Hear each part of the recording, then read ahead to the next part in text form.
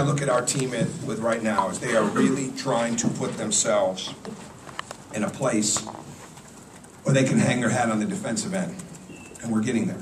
We're getting there. And the other day we told them there's two teams in the country that are the top 10 in field goal percentage defense and field goal percentage offense, and we're one of them. And we want to stay in that position. And right now, the biggest thing we can keep working on is making sure that we're getting better as individual defenders, collective defenders, that our rebounding continues to improve, and that we keep turning defense into offense. Sometimes you can do that in this league, sometimes you can't. But the bottom line is you've got to be able to defend. And I think tonight 64 deflections, holding them to 13% from the three, 33% from the field.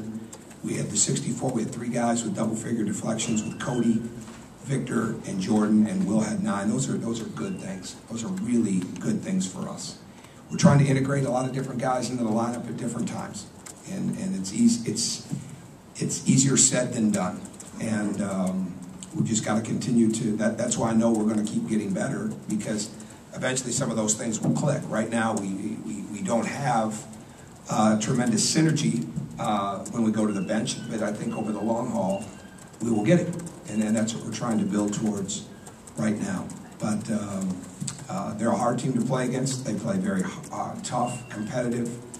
They play controlled basketball in the sense that they're playing at a pace. And I think he's doing an excellent job as a coach. I don't think there's any doubt about it. I think they're going to have a very good team moving forward. And I thought our guys, again, tonight were really, really locked into what we had to do defensively and what we had to do to win the game. And they did. First question. Is that defensive mindset coming mostly from the coaches, or are they just kind of grasping that on their own? We're not guarding anybody. I mean, so I don't think I can keep anybody in front of me or keep them off the boards. That's them. They want to be really good, and I think they really understood that was something throughout the off season and throughout the early season that they had to get a lot better at, and they are. So they're doing an excellent job of continuing to improve. And it's a hard league, obviously. You don't have the best league in the country on one end of the floor. I mean, you've got to be able to not only score but to guard people in this league, and our guys are doing a much better job of that game to game. Coach, I asked Will about the 8-0 run to start the second half, and he pointed to the 3 defensive stops that led to that. So that's the same type of thing. Absolutely. The 3 stops in a row is a big, big deal to us. The deflections are a big deal to us. And the field goal percentages, 3-point-wise and overall, are big deals to us. The defensive rebounds are a big deal to us. Those are things that it's really easy to look at it and say, well, they score a lot of points. Well, and sometimes in this league, I mean, 72 is a pretty good night, and it's way under where we would be, but that's a pretty good night in the Big Ten. I mean, the game last night was in the 40s. Again, we're not trying to play that way, but sometimes you've got to deal with what the game brings, and I think that these guys are really, really understanding that they'll go as far as their defense and their rebounding takes them. On a night where Cody's not scoring, what are the things that he's doing? Well, I mentioned he had double-figure deflections. He was really good with the rebounding, especially in the first half. Didn't play as many minutes in the second half, but they've got to guard him, and there's numerous people that are around him, and he facilitates for others. He really does. He moves the ball at a good rate. He didn't really look for that many opportunities to score. And I'm not concerned about that. He will, but he does a lot of different things in the flow of the game. And the one thing he's always got is constant team attention. It's not like they just assign one person and hey, we'll just leave you alone with Cody a minute. He might be guarded by one person, but everybody knows when he has the ball, and they defensively and they play accordingly.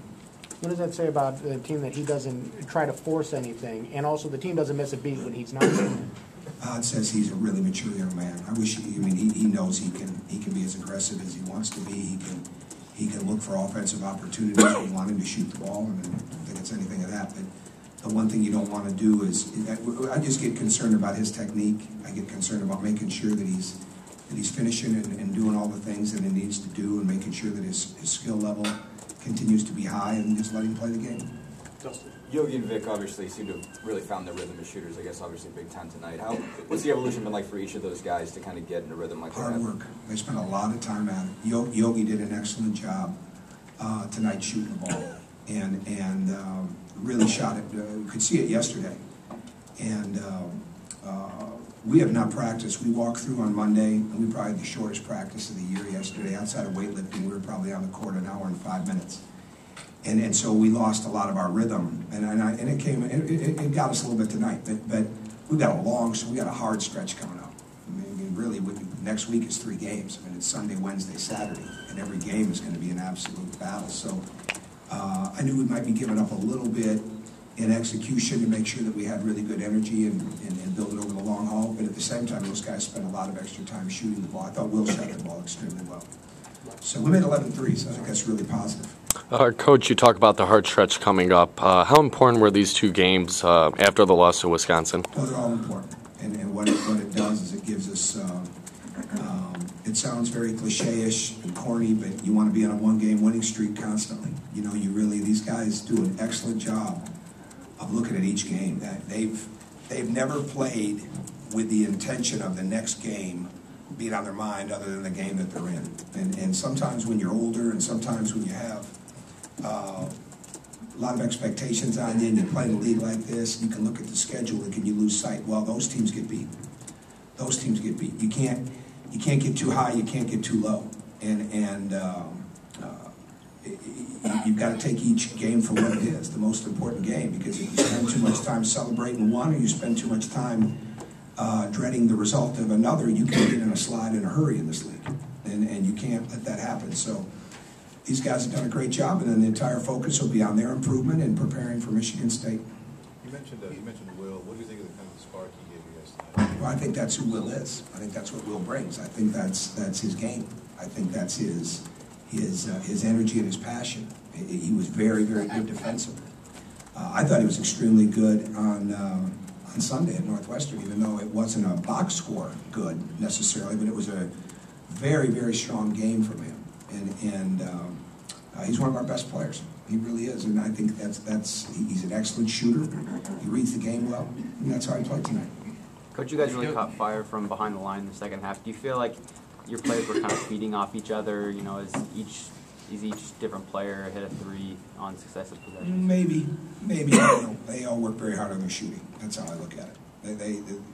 There's not the guys that are making shots are the ones that are spending the most extra time on the shooting. I mean, it's no accident. And I think we spend a very good amount of time on shooting the ball in our practices, but that's never going to be enough if you're going to be a great shooter. I mean, you can practice your entire practice on offense. We wouldn't win many games, but it still wouldn't be enough. You know, it's a hard league to make baskets in. And the teams, you've got to make shots. I mean, again, going back to the Wisconsin game, I'd like to pick 50 things that we didn't do in that game last week. But bottom line, we didn't make enough shots. And when you look at these games, it's the teams that can play through those droughts. We didn't that night.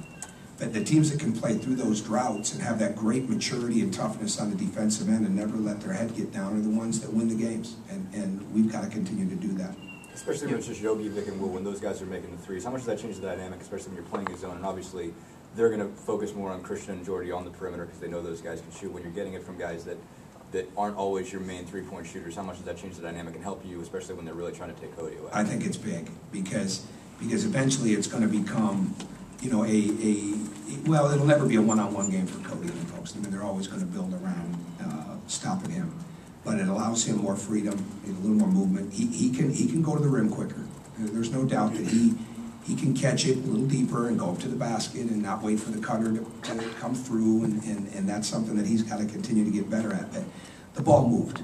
The ball moved at a really high level. It reversed, you know, and sometimes for us, just one reversal is really good. 2 and 3 is unbelievable. But when it's moving even that second side and not staying on the first side, well, then it gives these guys space and time, and they can drive the ball. But again, they just work so hard on their shooting. I think we'll continue to get better there. You spoke earlier about just getting guys used to playing with each other a little bit. Is that why Hunter seemed to play in a little bit longer stretches at a time than was that a time? Yeah, absolutely. And Maurice, you know, I wanted to get Maurice in. He was available to us. Maurice has still not had a full practice, but he's practiced longer. And he's really a product of when I go short like this, and we just walk through on Monday and then don't do much yesterday. That hurts somebody like him because he needs the reps. He needs, you know, the sweat equity of getting up and down the court and getting banged around and things like that, so he gets used to it. But I thought he did a nice job. And I think the big thing now is that he's got to become, for us, one of those shot makers. We know that he can do it. And he stayed on the court tonight because he defended, and he had really good energy. And he didn't let him miss here or there affecting. That's crucial. But we're also going to need him to make shots for us. Last question, Eric. We saw your father-in-law here tonight. Are you enjoying the success of your brother? Oh, absolutely. Absolutely. And tomorrow will be a really busy day for them. And Joni, I mean, Joni is, there's been so many requests, and JD's been helping, and the Ravens and the 49ers have really tried to operate for Jack and Jackie. And they've handled it so well. I mean, they could be busy 14 hours a day right now. And with all the opportunities that are there. But it's really, I got to spend about 45 minutes with Jack and Jackie this afternoon when they got there. And it's just, it's amazing. It really is. But the thing that's amazing most about it, I mean, living in it, those guys are high-level coaches day in and day out. And when you're in the family, I mean, you're privy to some of the things that go on behind the scenes and all the different things that lead up to this moment. And then you really appreciate it that much more. I appreciate it as a coach, but I also appreciate it as somebody that has a leadership position. Those guys are tremendous leaders. And it's no accident. And Joni's the same way. I mean, they get it from Jack and Jackie. And it's just no accident. And I think somebody like Tony La Russa that's here tonight, Tony has been, you know, through our friendship, he's gotten to know John and Jim. And there's such a connection that builds. I've met people through them, and their dads introduced them to people. I mean, they're just such a great connection. And those guys absorb everything that comes their way, and they're decisive with it, and they take the next step. And when I'm around Jack and Jackie, I see exactly why that happens. When it comes down to the actual game, how tough is it going to be to watch? Oh, it would be hard. Yeah, I don't think anybody can. And I'm not even, I mean, it was really hard for Joni in Thanksgiving. I know it was very hard for her parents. Nobody saw them because they were back in an office watching it back in Baltimore. That's extremely hard. And it's not, well, one's going to win and one's going to lose. No, one is going to have the most ultimate moment professionally, and one is going to be very down from the result. And the thing that makes it such a unique family is the one that's at the top of the mountain that day is going to feel a lot worse for the one that isn't. And that's why it's such a unique family. But I don't know how it will be. I don't know. I mean, you want to say what a great thing. They're there. But you know that those two are, it's going to be intense. It's going to be combative. They're going to give their team everything that they have. They already are. And their team will give everything to each other. That's why they're in the positions that they're in. And it'll be a great football game.